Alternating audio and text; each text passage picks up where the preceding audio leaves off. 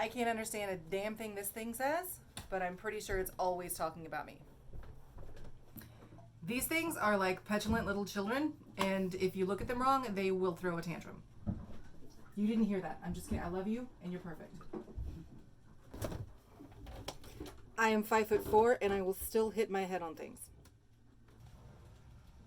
We have learned that Erica is outstanding at docking a boat, even with one engine, which now she's got plenty of practice at. Outstanding. Yay! And I've learned that even with all of this, living on a boat is pretty freaking awesome. I have also learned, with all of this, mostly due to the engine troubles and all of that, why the rum is gone. Also, rum mixed with coconut water is delicious. And it fights scurvy, I'm pretty sure. And coronavirus. Yeah, definitely. And ninjas.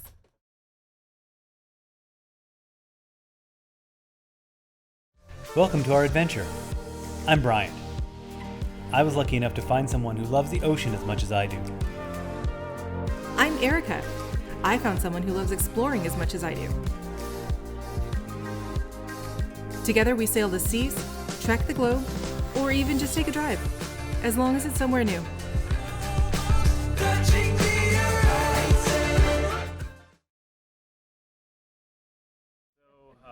Last time we talked, we had just had the engine repaired for the second time. Yes. And they came out not kind of first thing in the morning, but a little bit later, and it gave us a little bit late start to the day to get all of that done. That ended up prompting our big overnight adventure. We had been planning to do one anyway because we had already lost so much time, but the engine was fixed, hopefully. Spoiler alert, yes it was. And there was a good break in the weather, and so we took the opportunity to just go ahead and jump on it overnight.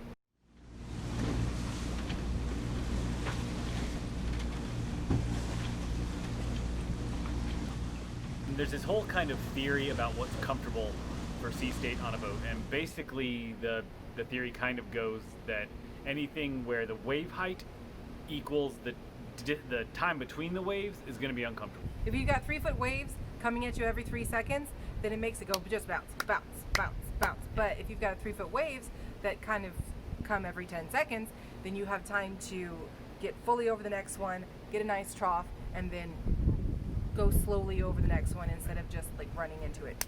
So what we had was 5-foot waves at 5 seconds from 2 different directions, which meant a whole lot of bouncing.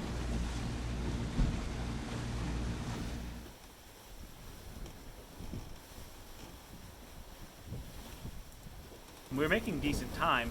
The wind was not cooperative, so we were doing a lot of motor sailing. But like I said, we were making good time, but that kind of sea state meant that I got seasick, Erica got seasick. We decided on 3-hour shifts. Brian kind of tried to nap a little bit in the evening, so by about 9 o'clock, Brian got up and took the first shift. We ended up bringing all of the mattresses and the blankets and the pillows just up on deck and just put it out right behind the helm, just so we could fall out of the captain's chair and then just.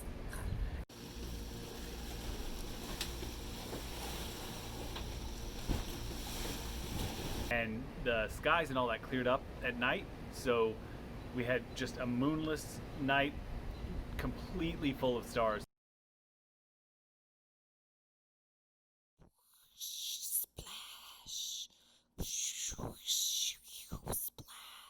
Like you can see all these shooting stars everywhere just because there's nothing blocking any of the light. It was awesome. He noticed all of this stuff. I was so tired and cold the whole time. I was just like staring, like trying not to fall asleep. I didn't notice any of that. We did about 32 hours of sailing, and then we pulled on back in and just went to a marina.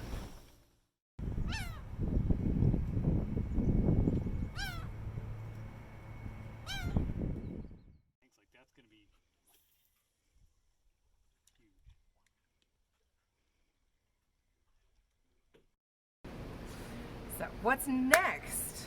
Off of our overnight, we were in North Carolina. Oh yeah, North Carolina. Yeah, Yeah. we made it back to our home state. Yeah. So that was quite the milestone. Yeah, that felt good. That felt big. Yeah. Basically, from the time that we got in from that, we were kind of in north-ish winds the whole time going on the overnight and all that, but then after that, the wind was basically coming from exactly the direction we needed to go. So then, it was just motoring.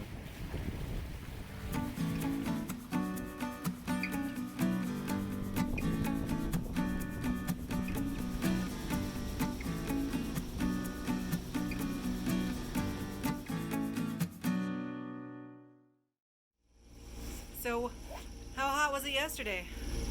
How hot was it? Yeah. Like 72? How does it feel like today? Feels like about negative fucking 12. I'll have to bleep that. Yeah, different kind of day today. Got my hot beverage, my Pseudo base gloves. layer, t-shirt, sweater, jacket, my emergency sailing gloves, 2 hoods, and a beanie cap, 2 pairs of pants, At least 2 hot beverages. Christmas socks Christmas socks. because it's cold.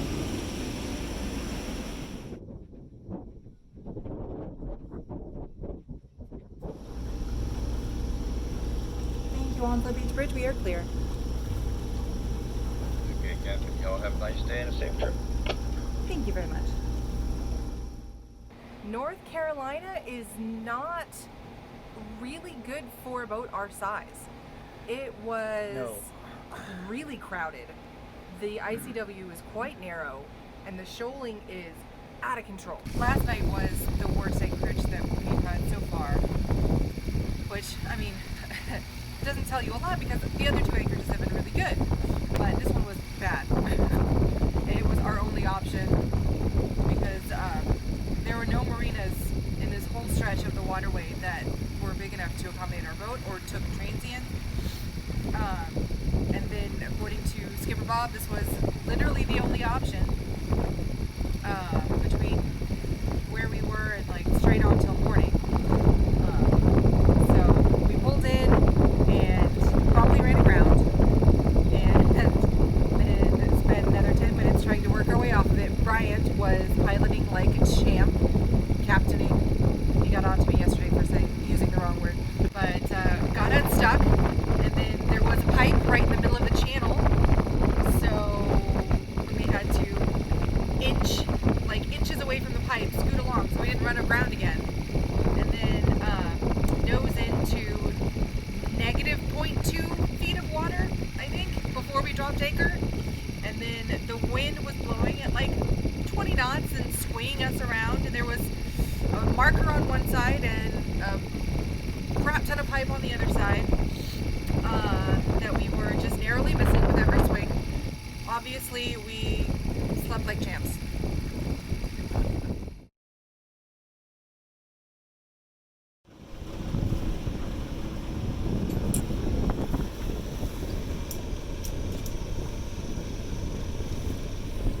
Speaking of running aground, it was 17 feet until it was none.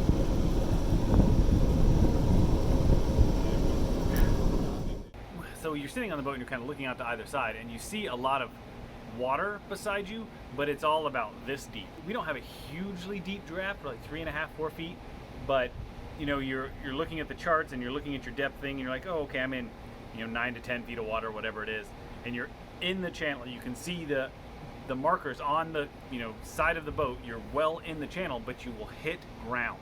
When we first started this trip, one of my biggest fears was running aground, but halfway through North Carolina, it was just an annoyance. And fortunately, the ground is really soft, so you just kind of slow to a stop, and then you have to dig yourself back out a little bit. Yeah.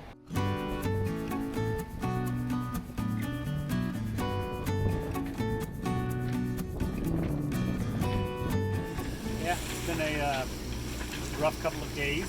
Mostly just really choppy seas and weird winds, but we're just cruising up the intercoastal, and we're gonna stop and get gas and maybe pizza. Feeling like I want a pizza.